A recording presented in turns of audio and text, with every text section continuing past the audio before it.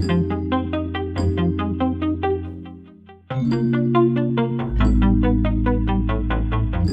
to another edition of the Touchdown Club Coaches Show. Coach Masella, Max Rottenecker. Coach, an unbelievable atmosphere, a 2-overtime thriller against Delaware State. What was the atmosphere like in the locker room after the game? Well, it wasn't very good. It was a great game, and again, we came up short. We haven't finished the game yet. We were up, up in the second half again, and we came back, but we came up short. So, guys are disappointed. They've worked hard, and they're doing things the right way, and you keep losing these nail biters. We keep preaching, stay with it. Good things are about to happen, but that was a tough one to lose Saturday. Now, looking offensively, I know you preach a lot about explosive plays and preventing them on defense, but you have a play of 50 or more yards on offense in 3 out of 5 games this year. You had another 70-plus yard touchdown. How happy are you with the generating explosive plays offensively? Well, I think in general our offense has gotten better since the spring, and each week we get a little better, and guys are more comfortable and they're making plays, which is a good thing. We have athletes who can make plays. Our biggest problem is we haven't consistently done it when we don't have explosive plays. And Saturday was a classic example of jumping off sides again in a third and short. Now it turns into a third and long. So we have to be able to not only have the big plays, but also be able to sustain a drive where we can put it into the end zone.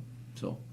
You are ranked in the top 25, like up there with the teams in the top 25 in time of possession, though. So when you're talking about staying with the chains and moving the ball systematically, I think one of the touchdown drives was another 14 double-digit play drives. So is that what you're looking for as the end result? Well, we want to be able to find explosive plays, which we've had a habit of doing recently, but. At the end of the day, you have to score points, and we're averaging over the last, month probably about 23, 24 points if you take out the Power Fives and the Division I programs. But we want to be in the 30s scoring points, so we haven't hit that yet. We're getting closer all the time, but we're going to have to put drives together where we finish, and that's probably been the biggest disappointment. We haven't finished on a consistent basis, offensively, defensively, across the board as a team. Now, switching to the defensive side of the ball, but staying with the mantra of finishing, Titus Leo, an unbelievable effort, 17 tackles, I think it was 2 sacks, 5 tackles for a loss, the most tackles by an NEC player in a game this year. Obviously a captain leading by example. Yeah. How pleased were you with the effort of obviously Titus, but also the whole group? I'm always pleased with Titus. If we had 11 Tituses or 22 Tituses, we'd be a pretty good football team. But, Titus plays so hard. And, good things happen to those people who work hard and play hard. And certainly Titus plays extremely hard. He's a great example for his teammates to follow. The way he plays the game passionately, and Saturday was he started off a little slow, but he certainly came on and did a lot of great things for us and made a lot of big plays. And defensively, a little disappointed that we haven't finished games yet. I think we're playing a lot of young guys and a lot of new faces, and we just haven't finished and played 4 quarters yet. We've played 3 quarters, we've played 2 quarters. But we haven't finished the game off where we had a lead and say, hey, that's it, it's over. So we got to keep working on it. But I'm pleased with all our kids and their effort. Titus, I'm thrilled to death with what he's doing. He's just a tremendous person and football player. Now, Coach, got another opportunity to play 4 quarters on Saturday, traveling across town to the Bronx. We will preview the matchup with Fordham right after the break. It's the Touchdown Club Coaches Show on NEC Front Row. At Wagner College, we have this beautiful campus where I get to know my professors and I make great friends. I've gotten really involved in the local community, leading theater programs. At the same time, New York City surrounds us, so I can get internships at prestigious organizations, explore cultures from all over the world, and experience just life as a city girl. At Wagner, I learn by doing. It's practical. It's the Wagner plan. across divisions, sports, championships, and schools for nearly 500,000 student athletes. College sports create lifelong opportunity, and that starts with education. We've raised the academic bar, so more are earning degrees, creating healthier campuses by working with the nation's brightest minds, and making sure more have the chance to succeed and are supported on their journey. But beyond the numbers, it's about opportunity, and we're working to provide it for every student athlete. Welcome back to the show. Time to preview next week's opponent. It's homecoming night at Fordham. Are they going to have like a halftime show for you two? Are they honoring you at halftime, or can you go back with I don't believe Fordham's honoring me at halftime, that's for sure. You did win a lot of games at Fordham, though. We won a championship there, yes. So it won't, you will stay with us in the locker room at halftime? There's no question. Okay, I I'm like that. staying with, yeah. Anyways, getting back to it, what have you seen so far in preparation of Fordham? Well, they're an explosive offense. I mean, their quarterback and their receivers and running back and their O-line, they're just an explosive offense that we're going to have our hands full. And defensively, they play extremely hard. And they've won some games and played outstanding defense against Stony Brook. Played against Monmouth, was a heck of a football game. And this past week, I think, Lafayette scored some points, but, that's going to happen from time to time. But they play all three phases of the game. Offensively, we got to eliminate big plays, and we got to stop their run game because they're pretty balanced. Although they're throwing the ball for a lot, they're also running it for a lot, and you got to make them one-dimensional. We got to make them a team that has to throw, not want to throw. And then on the offensive side of the ball, they have some active linebackers, guys who play. They don't do a heck of a lot. They play pretty sound, but they have some really good athletes that have allowed them to play some great defense. Now, looking at the matchup, this is the first time Wagner and Fordham are going to play in decades. Really? I didn't know that. Haven't played Fordham in a long time. So what is it? How much does it mean to you? Obviously, you're a Staten Island native. You've been in New York City for a lot of years. To play a New York City opponent and kind of hopefully revive a little bit of an old rivalry with some crosstown teams in the city. Well, I think it's great. I think it's great for the city. I think it's great for both schools, and it's great for the players. I mean, you want crosstown rivalries. I didn't realize we haven't played Fordham in a long, long time. But it was a rivalry when I played against them, and certainly, hopefully, we're playing them for a while now, and it becomes a great rivalry game and great for New York City. So I didn't realize that, Max. Thank you. Yeah, no. This is your era was the last time we played. Really? We played Fordham. Yes. Wow, I didn't know that. It was the Division III playoffs, and the and so the 80s was the last time Fordham and Wagner met on the gridiron. I don't think they've ever played again. We've never played against Fordham. We have the same type of success we had in the 80s. Six straight wins against Fordham for Wagner, but again, all those during the Division III era. You're excited. I just heard you. You're excited for the post-game meal too. It's going to be your old stopping grounds. We're going to go to a place called Tino's and pick up their chicken parm heroes. They're probably the best around. I love them. So I made sure that our football ops Hayden Meister signed that up. So.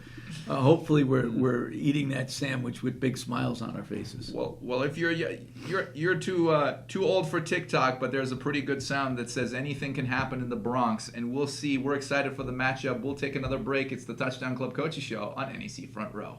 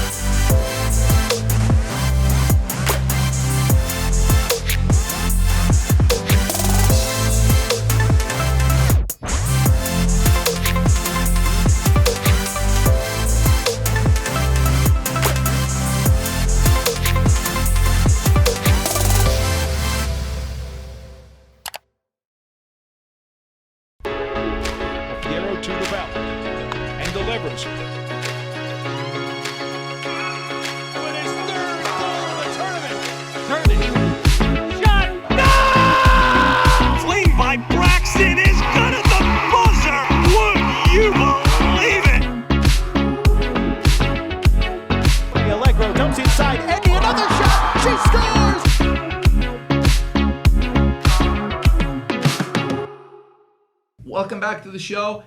we've focused on this program. We focused a lot on the players in the NFL, but now we can take a look at some of the coaches in the NFL, because obviously there's a bunch of former Wagner coaches, especially in recent memory, that have gone on to the pro levels. How much do you stay in touch with guys like Lou Anarumo in Cincinnati, or Rob Calabrese in New York, Coach Haas in Tennessee? How much are you in contact with those guys throughout the season? Probably, well, not much during the season except Coach Haas. Him and I, for years, communicate quite a bit. I talked to him before yesterday's game with the Jets, and he's doing great. He's upbeat. He's really enjoying the NFL. It's a little bit of a grind, but he's having great success. Lou Anarumo and I are longtime friends. I saw him over the summer. We talked ball, but we also, went out and played around the golf together. And I'll talk to him. I congratulate him on their great start. They're 3-1.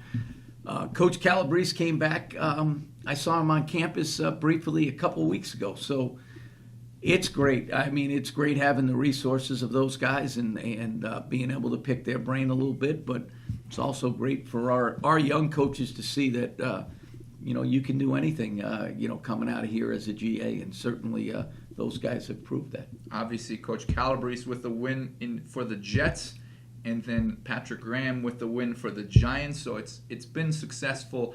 How did the Bengals do this week? Did they win? I will have to look at that. I think they won the game. I did not. So they might be 4-1. No, 3-1. They played Thursday night, or I'm not sure, but actually, yeah, game-winning field goal on Thursday Night Football. Football. That's right. There you go. So they're 3-1 against the Jaguars. Yeah, 3-1. So yes, great success for Lou Anarumo there, and those guys will come back. So do you guys in the offseason invite? We have some guys in the college ranks too. Dan Mullen, obviously the head coach in Florida. Adam Fuller at Florida State. At Florida State, yes. There's a whole bunch. Yep. So do you invite guys back in the summer just to talk football and draw some things up and maybe see what some tendencies are that the NFL game's developing that you can bring down here? Well, we used to. What we're hoping to do in the spring is to be able to do a coaches clinic and have those guys come back and be a part of it. But we get to talk football. The NFL is a little different than college football, but some of the offensive principles and defensive principles remain the same. They can just do so much more because of the time they have, meeting time with players, and the athleticism those guys have. But we get to use some of the things that we feel are beneficial to us. I think more importantly, it's how they teach it and how they drill it. When you talk about what type of drills you're doing, how you're teaching it, I think those things become really, really important, especially to our young coaches that, look at it and say, okay, how do I become a better teacher of the game of football? And certainly those guys are great teachers, along with being great X's and O's type guys. Are you looking more at like player safety when it comes to improving on drilling things, or are you looking more at, hey, how do I give these guys a better chance to understand what we're doing in a quicker? I think it's both. You want to find ways of. I'm a big believer. You don't want to get guys injured during practice. We don't have enough, first team players to go around that you can just plug somebody in and there's no drop off. So you got to find ways of keeping them safe during the week of practice, but you also want to find ways of improving their techniques and what techniques they're doing that you can incorporate into your schemes offensively and defensively. So, we'll pick their brains and watch their film and talk as much as we can to those guys. They have busy schedules, but in that downtime where some teams they're involved in the draft, other teams they're not, so you get a chance to go out and talk some football. Well, we're in the best location to have this coaches clinic, so we should do it. These guys get a good flight to New York. As soon as everything clears up and everything's a full go, we're getting closer to that day where we can just plan things and run with it. We will have one. There's no question. We'll hopefully have those guys talking football in the summer. We're talking football every Monday. Thank you as always for joining us. You've been watching the Touchdown Club Coaches Show on NEC Front Row.